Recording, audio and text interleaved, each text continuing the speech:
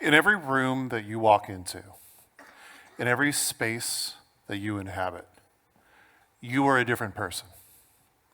The sights, the sounds, the smells, the people in the room and their relation to you, the purpose of the place and what brought you there. All of these things shape your behavior. They change what you do. They change what you feel. And having had the opportunity to be in many different rooms in my life, I've recognized that as environments change, so does myself. And having had the opportunity to be all these different selves, I have a sense of what I would rather be. With this knowledge, I choose to pursue kindness. Now, you can be forgiven for being a little bit underwhelmed with me saying kindness. Is that all? Isn't that just what we tell the little kids so that they don't annoy us? No, it's really not. Kindness is not mere niceness.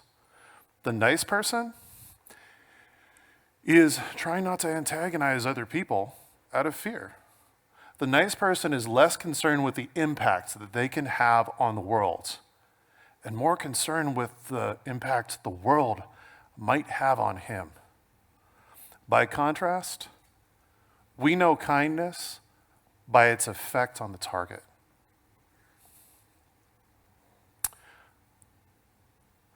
Consider the old saying, the old expression of the man who is so kind, he'll give you the shirt right off of his back.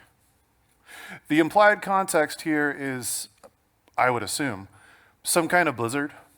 You and he are out there. It's a life and death situation. And this man is so concerned with your safety that he's willing to go without something that he needs to make sure that you survive. Well, nothing could be more admirable than that.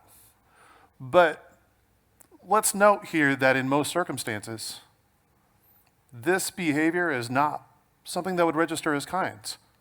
Don't believe me? Well, consider a random man coming up to you, taking off his shirt, and handing it to you. Would you think, wow, what a kind man? No, I think he would be concerned about his mental health. You might even see him as a threat. And so, if we know that kindness is something that needs to be pursued, and you might not reach, then we have to think about what it requires in order for you to actually achieve kindness. In order to be kind to somebody else, you have to help them meet their needs. And to have an expectation that you can meet their needs, you have to be able to put yourself in their shoes. Take their perspective. This is empathy. Note that it is not about validating their feelings or mirroring their emotions. Empathy can help you become a more sympathetic person, but empathy itself is about the information that you glean by paying attention to somebody else's situation.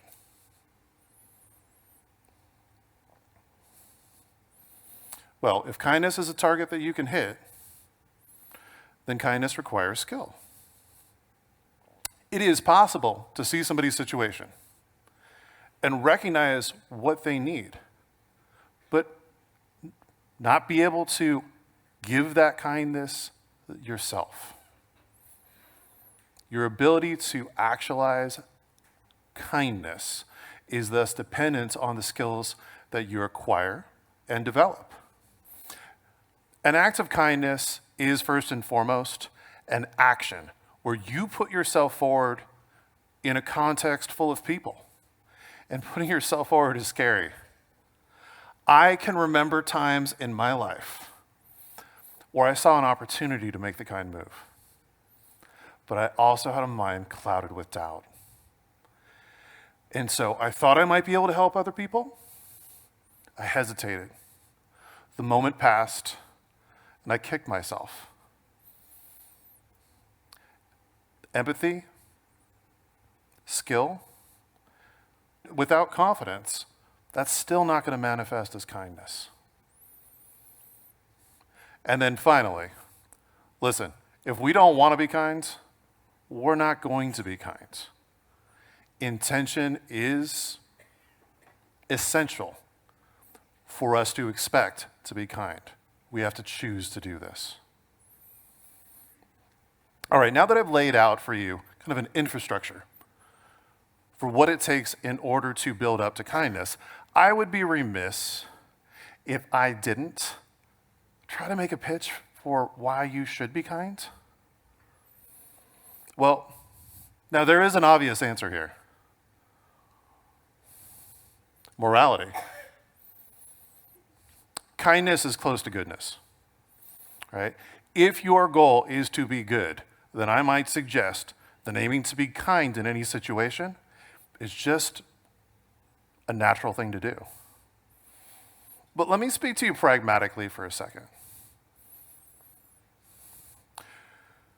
There is power in being able to see things from another person's perspective. And there is power in acquired skill. And there is power in being confident.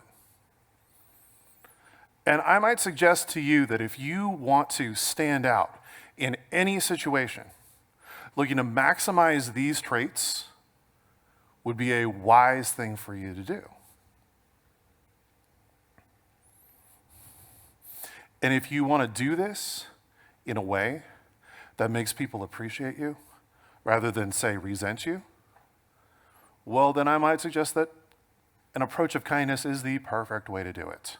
So, when in doubt, if you don't know what else to do, try to be kind and just learn from there. Okay, so kindness can help me help you, your needs. And it can help me, my abilities. Is that everything? No. Don't forget about us. All right, I'll put it like this. Social interaction is not a zero-sum game. What's a zero-sum game? Well, let's say you and I play a ball game, and I have the ball, so you don't have it, because there's only one ball. That's zero-sum. Let's say you have a dollar bill, and I take it. Well, you don't have it anymore. That's zero-sum. Say there is a pocket of hot air in a cold room. Conservation of energy tells us that that heat will disperse until all corners of the room are lukewarm. Zero-sum. But when you smile and you greet other people with warmth, I want you to ask yourself, in your experience, do they normally respond to you with an icy frown? Not in my experience. In my experience, people meet positivity with positivity. And frankly, negativity with negativity. This is not conservation. This is amplification. This is acceleration. And when we have groups of people that are continually interacting together day in, day out, families, friend groups, clubs, teams, schools, any organization, these habits that we get into, they amplify with time. They become more of what they are. And these norms of behavior, this is culture. Every day, I come to the school where I teach at, where I'm giving this talk right now, Whitney High School. And I am greeted by people that I have warm relationships with. I try to give them a little dose of joy, and they give it right back to me. And how does that affect me? It assuages my doubts. It eases my worries. And I'm able to be a better, more capable person as a result of it. Having lived my life long enough to be more concerned with where I am now than where I might be in the future, the power of culture could not shine more brightly to me. But I remember younger versions of myself for whom this was not something I could sense. And when I wrote this talk, frankly, I wrote it with these younger versions of myself in mind. But they're gone, and you're here. So I'll leave you tonight with a call to you. If you are intrigued by what I have to say, but you're not really convinced, it's a nice idea, but would it really have this kind of powerful impact? Try it. Try kindness. Try in the various places that you step your feet into. Try to sense the winds of culture that swirl around you like the air you breathe. Watch the people. Notice the behavior that builds others up, and notice the behavior that tears them down. Notice the contrast between contexts, and notice in particular the effects they have on you and how you feel about that. Try to walk into a room with the intention of kindness, regardless of who is on the other side. Consider it an experiment in the name of science. Think of it as a game, if you will. It will require you to have a brief burst of bravery,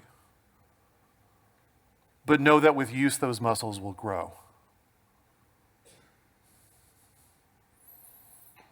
Now, as I make this appeal to you, I don't guarantee your success. I know sometimes it won't be successful, and frankly, the first time is the hardest. But the more you practice, the easier it gets. However it goes for you at the start, you're going to get better at it with time. And if you become adept at being kind in as many situations as possible, the people who know you won't just see a kind person. They'll see a capable person who knows how to get things done.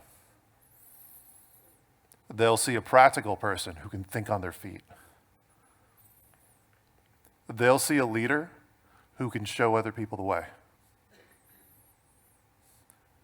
And more than anything else, they'll see someone they hope is with them to meet the challenges and the opportunities that await on the other side of the door. Thank you.